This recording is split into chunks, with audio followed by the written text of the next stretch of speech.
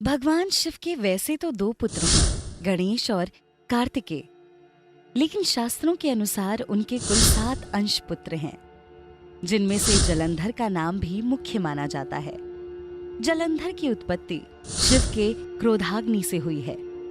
शिव पुराण के अनुसार एक बार जब इंद्र और देव गुरु बृहस्पति भगवान शिव से मिलने कैलाश पर्वत की ओर जा रहे होते हैं, तो दोनों की परीक्षा लेने के उद्देश्य से शिव एक स्थान पर साधु का भेष धरकर बैठ जाते हैं और उनका रास्ता रोककर पूछते हैं, कौन है आप और किधर जा रहे हैं? ये मेरा क्षेत्र है। देव गुरु बृहस्पति को तो आभास हो गया था कि साधु भेष में साक्षात महादेव ही बैठे हैं, अतः वो तो चुप रहे, किंतु देवराज इंद्र अपने क्रोध पर संयम नहीं रख पाए और क्रोध में चिल्लाकर पूछे, आप कौन होते हैं हमसे प्रश्न करने वाले? और आपका क्षेत्र क्या होता है? मैं स्वर्ग लोक का राजा हूं, देवराज इंद्र, मुझसे बढ़कर थोड़ी हो तुम। साधु ने भी उत्तर दिया, ऐसा अपमान? मैं कौन हूं ये तो तुमको पता चल जाएगा अति शीघ्र।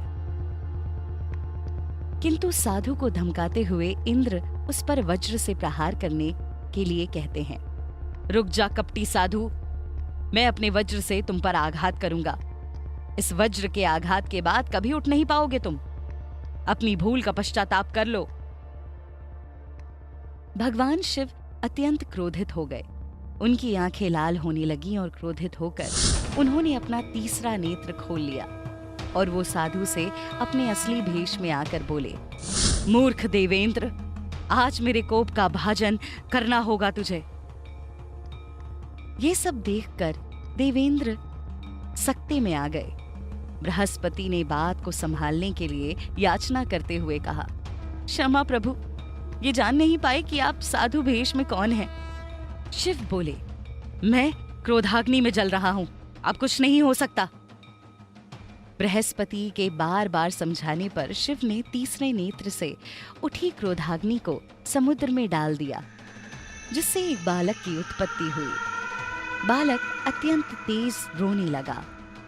उसकी आवाज इतनी तेज थी कि सबके कान फटने लगे। इंद्र ने घबराते हुए कहा, हे महादेव, ये क्या हो गया? ऐसा प्रतीत होता है जैसे संपूर्ण संसार ही बहरा हो जाएगा। उस बालक की ध्वनि ब्रह्मलोक तक पहुंच जाती है। ब्रह्मलोक जान लेता है कि शिव की क्रोधाग्नि से उत्पन्न बालक है, अतः अन्य की भांति नहीं होगा। उन्होंने बालक को गोद में उठाकर कहा, आज से तुम्हारा नाम जलंधर होगा, क्योंकि जल के अंदर तुम्हारी उत्पत्ति हुई है। चूंकि तुम जल से उत्पन्न हुए हो, अतः सिंधु पुत्र भी कहलाओगे। उसके बाद दैत्य गुरु शुक्राचार्य ने उसका राज्याभिषेक करते हुए कहा, आज से तुम यहाँ के राजा हो जलंधर। अपने लोगों की रक्षा करो और अपने साम्राज्य का विस्तार देना होगा तुम्हें, यही तुम्हारा धर्म है। जलंधर अपनी शक्तियां बढ़ाता रहा। उसका विवाह वृंदा से हो गया। वो अत्यंत पतिव्रता और सतीत्व की स्वाभिमानी थी और कालनेमी की पुत्री थी। उसका सतीत्व का तेज बहुत अधिक था। उसने जलंधर से कहा, स्वामी, मैं किसी भी परिस्थिति में सतीत्व का पालन करूंगी। आज से आप ही मेरे स्वामी हैं, मेरे प्राणनाथ हैं। उसके पतिव्रत धर्म के कारण जलंधर की शक्तियां अत्यंत बढ़ गई। उसने इंद्र को भी हरा दिया। इंद्र को लात मारते हुए जलंधर ने कहा, इंद्र, अब ये स्वर्ग लोक तो मेरा है। यहां की सभी अप्सराएं अब मेरे लिए नाचेंगी। ये सब देखकर वृंदा घबरा जाती है। वृंदा जलंधर को समझाने का प्रयत्न करती है, किंतु उसके अंदर अभिमान घर कर चुका है। वो कहता है, मेरी असली शक्ति तो तुम ही हो वृंदा।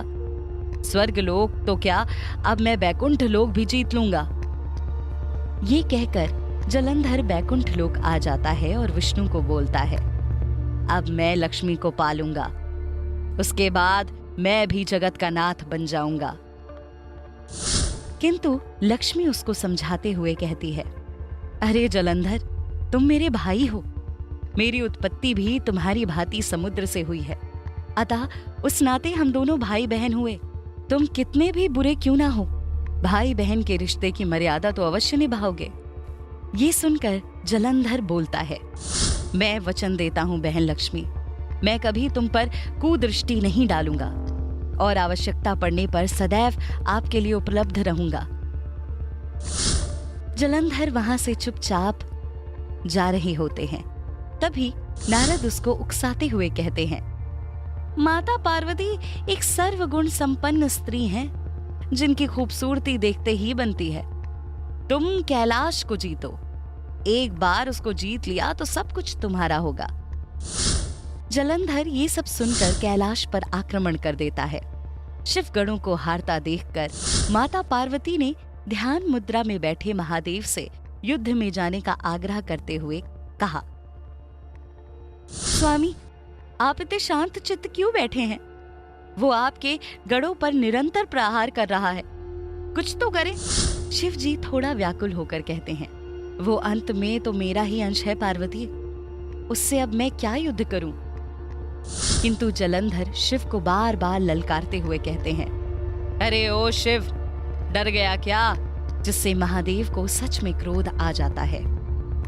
भगवान शिव और जलंधर के बीच भयंकर युद्ध होने लगता है, लेकिन शिव के हर वार को जलंधर कड़ी टक्कर दे रहा था।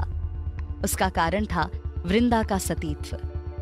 ये सब देखकर विष्णु जी चिंता में पड़ जाते हैं और एक तरीका निकालते हैं।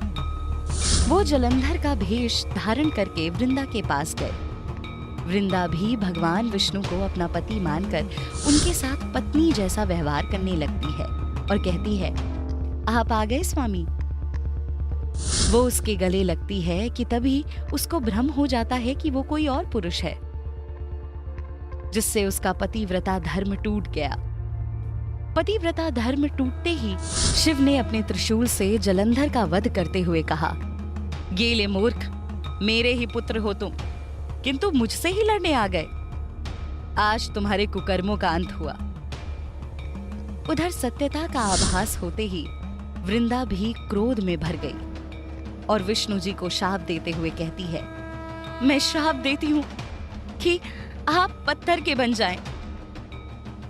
ये कहकर स्वयं अग्नि में जल गई। उसके जलने के बाद बची राख से एक पौधा उत्पन्न हुआ, जिसकी तुलसी के रूप में संपूर्ण धरा पूजा करती है। और आज भी शालीग्राम के साथ तुलसी विवाह का उत्सव देव उठनी एकादशी के दिन मनाया जाता है।